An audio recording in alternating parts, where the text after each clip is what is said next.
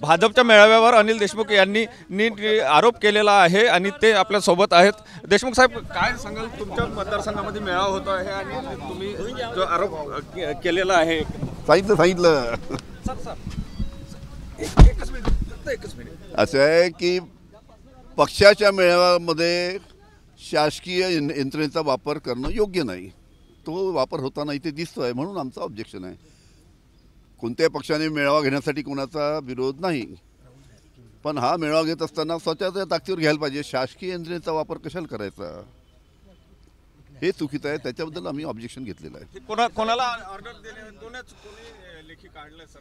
हे खंडविकास अधिकारी काटोल म्हणजे BDO काटोल यांनी आदेश काढलेले आहे की प्रत्येक गावातनं 100 महिला, प्रत्येक गावातनं 100 महिला या महिला मेळाव्याला उपस्थित राहाव्या, आणि तेही ग्रामपंचायतच्या खर्चाने।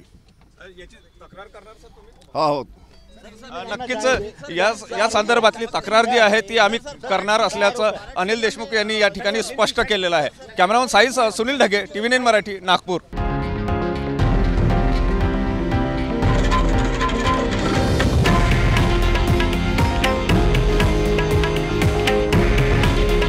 हे आहे देशातील नंबर 1 न्यूज नेटवर्क आणि आपण पाहत आहात TV9 मराठी। काळजी तुमची, हित महाराष्ट्राचं।